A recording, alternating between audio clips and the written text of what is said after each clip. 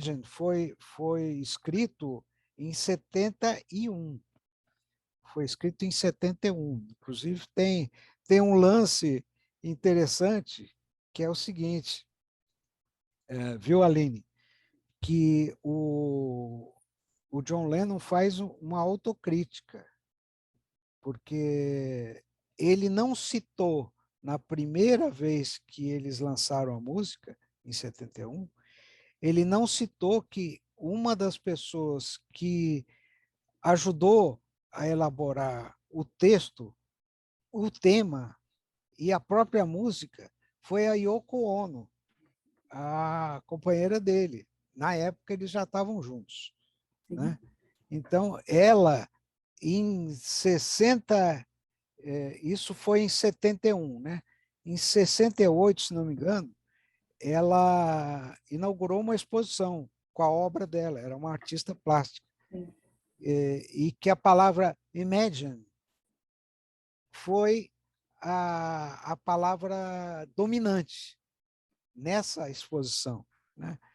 E ela contribuiu assim decisivamente para a elaboração da música. E na época depois, o próprio Lennon reconhece, ele fala, olha, eu era meio egoísta nessa época e até machista, ele fala. Tem uma frase dele que ele diz que ele era machista e escondeu a participação dela na elaboração da música. Só um tempo depois, talvez uns 2, 3 anos, é que ele reconheceu publicamente e falou do papel da Yoko na música. Eu achei muito interessante isso. Shame on you, né? Que vergonha, John Pois Lennon. é. Mas pelo menos ele em algum momento reconheceu isso, que também não era muito comum na época. Na É verdade, verdade. sobre esse tema, um dos destaques que eu queria fazer era justamente sobre a Yoko Ono, né? Fãs dos Beatles, eu também sou. Não digo que eu sou desgarrada, porque eu vou enaltecer essa mulher aqui, mas eu tá? Porque foi uma parceria mesmo que eles firmaram, Foi. tanto que quando há esse reconhecimento por parte dele, da contribuição dela, né, para tentar, na verdade, acho que eles nem estavam tão preocupados com isso, mas que acabou funcionando um pouco até para desmistificar aquele estereótipo que ficou em cima dela de a mulher que destruiu então os Beatles, né? É, Ela foi em parceria com ele, que isso foi uma coisa que eles fizeram, né, e depois passaram a fazer cada vez mais juntos, aqueles protestos, os dois deitados na cama, né, isso. em prol da paz, aquela coisa toda.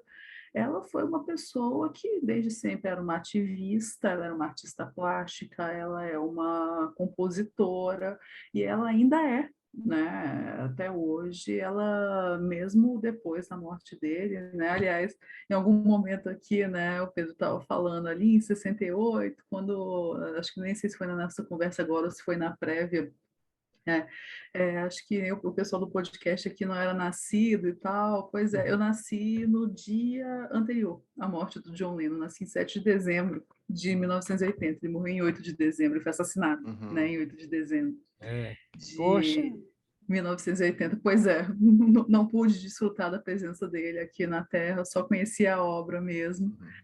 Mas, né, voltando aqui, mesmo tantos anos depois, ela continuou sendo uma militante, um ativista, né, não só em prol da paz, porque, como o Pedro estava dizendo aqui, né, John Lennon foi um homem muito corajoso, ele, né, e a Yoko Ono, quando fizeram todo aquele álbum, né, como o Fred destacou, o segundo, né, da carreira dele solo, melhor pensado, melhor estruturado, porque a guerra do Vietnã, que ele vai confrontar, né, com essa música e por outros momentos, e em outras músicas ele confronta diretamente o governo Nixon mesmo, né?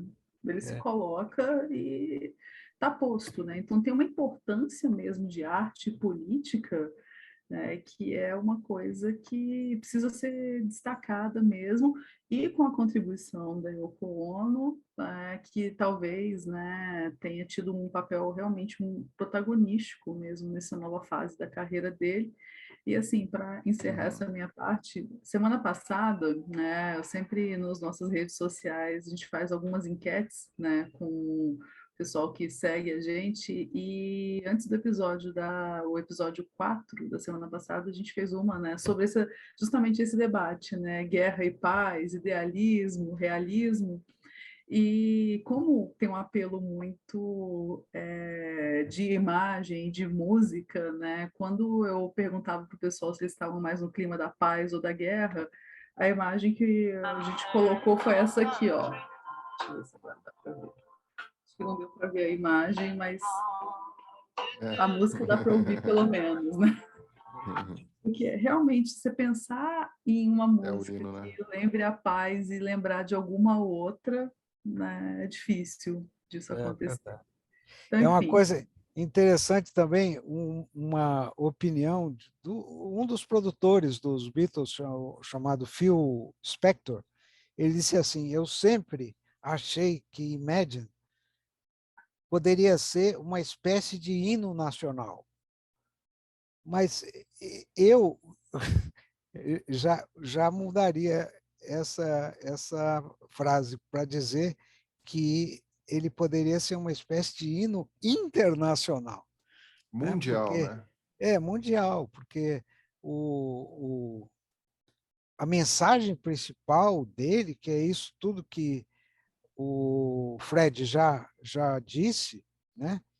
É de um mundo único, de fraternidade, de igualdade, né? Que é até, digamos assim, pelo menos para mim, é o objetivo das relações internacionais, entende? É construir esse mundo, né? Em que exatamente o que a letra do Imagine diz, um mundo sem guerra, sem, como é que ele diz? Ele fala to kill or Nothing die. to kill or die for. Isso. Nada para se matar ou por se morrer. Poxa, meu, eu achei É. muito, muito, muito legal. Agora, Agora, não, só uma última coisa. O, o Lennon e a Yoko, claro, foram muito atacados nos Estados Unidos por essas forças conservadoras, né? Eu lembro de ter lido um artigo de um jornalista no New York Times, que ele dizia o seguinte: esse John Lennon, ele está copiando a música dos negros americanos. Isso é uma cópia. Isso é enfim, para tentar desqualificar a capacidade dele, né? É isso. quer dizer, eu retomava a ideia do Eikenberry, né, no sentido justamente de o idealismo é um termo tão quase um xingamento, né, no nosso campo, porque a reação do Eikenberry era essa, ele estava sendo xingado Pois, praticamente, né? já pensou, Mas, rapaz? né? E quer dizer, chamar o Lennon de idealista é isso que ele está falando. Eu sou e não estou sozinho, né? É isso que ele está dizendo na canção dele. Quer dizer, o outro tema da nossa noite, né? E você lembrou bem, Pedro, como é que o ativismo do Lennon foi fundamental para o encaminhamento da saída dos Estados Unidos, né? Para o fim da participação dos Estados Unidos, para a pressão doméstica contra a guerra, e por isso, por causa desse ativismo, o Lennon acabou sendo, né, quase extraditado dos Estados Unidos.